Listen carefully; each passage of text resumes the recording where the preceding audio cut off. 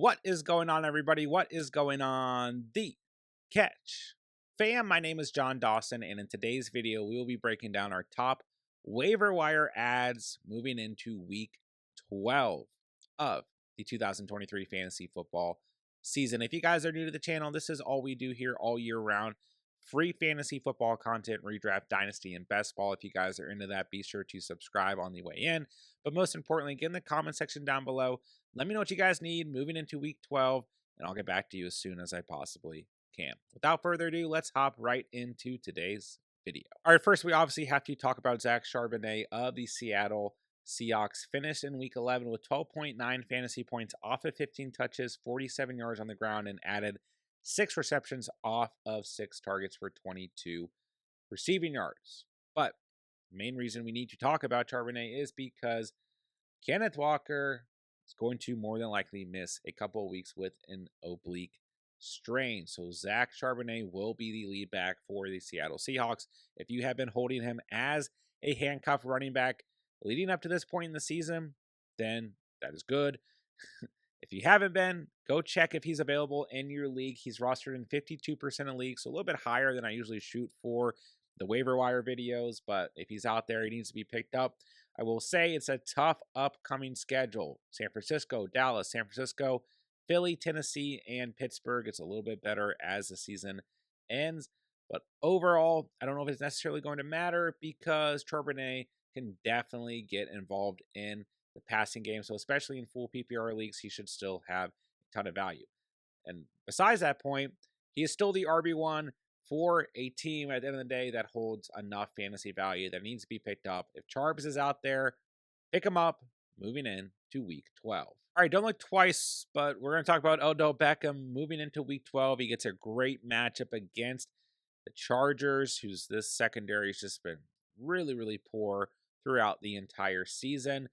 And he now has 11 or more fantasy points in 3 straight games, coming off of a 15.6 fantasy point performance in week 11 against Cincinnati, 7 targets, 4 receptions, 116 receiving yards. So he either has more than 100 receiving yards or a touchdown in the last 3 games. He is, of course, in normal Odell Beckham fashion, currently dealing with an injury, but he's still worth picking up. He's 41% rostered.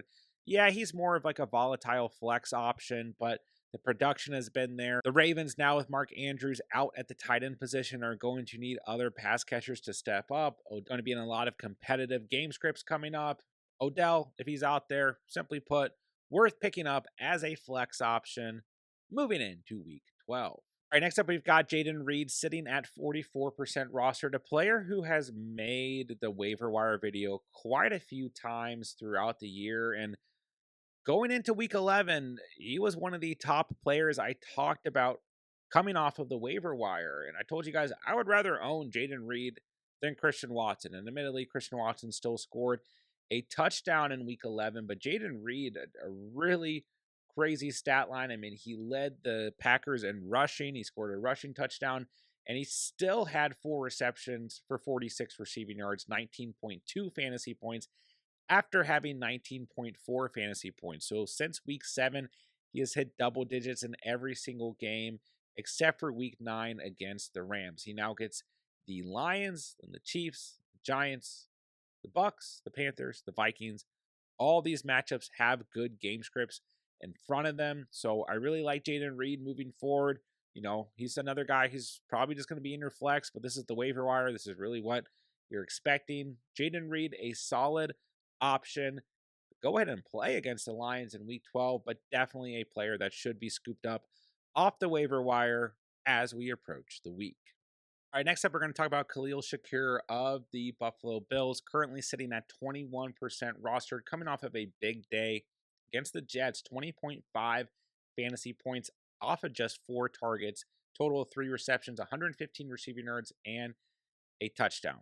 Once again, a volatile wide receiver that you can play at the flex, but the main reason we want to look at Shakir is because he plays the Philadelphia Eagles in week 12, who are allowing the second most fantasy points to the wide receiver position so far on the season. Of course, that could, I guess, change because at the time I'm recording this, Monday Night Football has not been played. But overall, the Philadelphia Eagles secondary has been very bad. And this is a game that you're going to see points between the Bills and the Eagles. So he's a good option if you're desperate at the wide receiver position or you need a flex play in week 12. And then the Bills, who do have a bye week in week 13, something to look out for.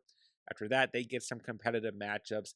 The Chiefs, the Cowboys, the Chargers, and then in the fantasy championship, they'll probably put a beating down on the New England Patriots in week 17, which of course could have playoff implications. So Shakir, worth rostering because over the past couple weeks, he's gotten as involved as anybody. The passing attack hasn't been as good. Gabe Davis has been as volatile as ever. Stephon Diggs' ceiling's been a little bit lower. Dalton Kincaid has really showed up. Overall, if you're hurting at the wide receiver position, definitely take a look at Shakir. I think he's got a couple good games in him as we start to wrap up the fantasy season. And next, we've got Ronda Moore of the Arizona Cardinals sitting at 27% rostered.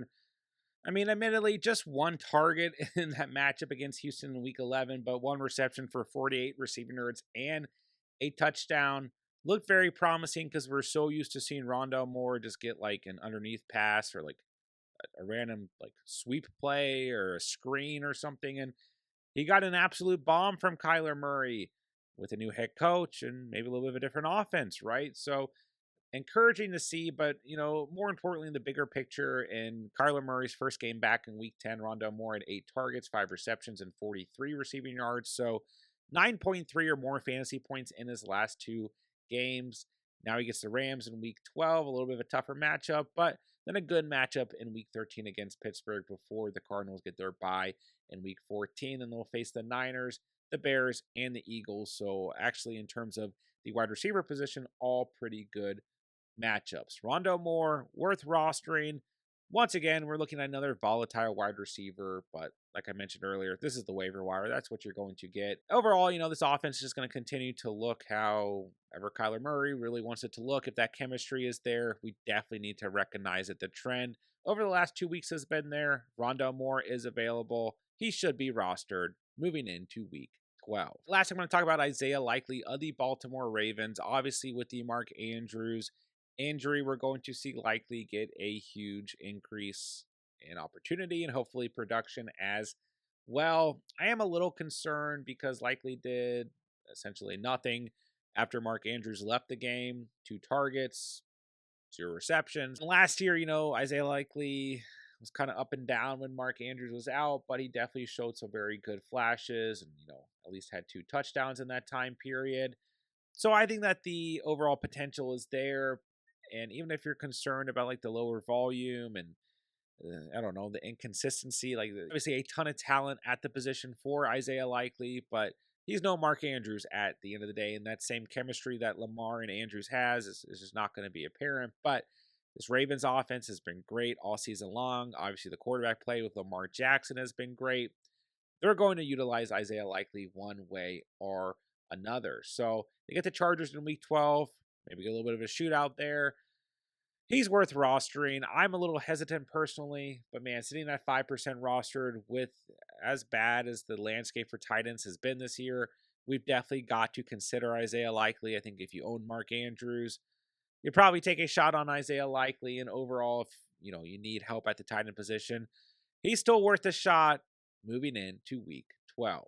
And that'll do it for today's video. If you guys did enjoy the content today or find it helpful, be sure to subscribe on the way out. This is all we do here all year round. If you guys are into free fantasy football content, be sure to subscribe. But far more importantly, get in the comment section down below. Let me know what players you guys are looking at on the waiver wire as we move into week 12 and any other fantasy questions that you guys have. I will be happy to help. I'll get back to you guys as soon as I possibly can. With that, I will say thank you guys so much for watching and or listening. And remember, you saw it here on The Catch.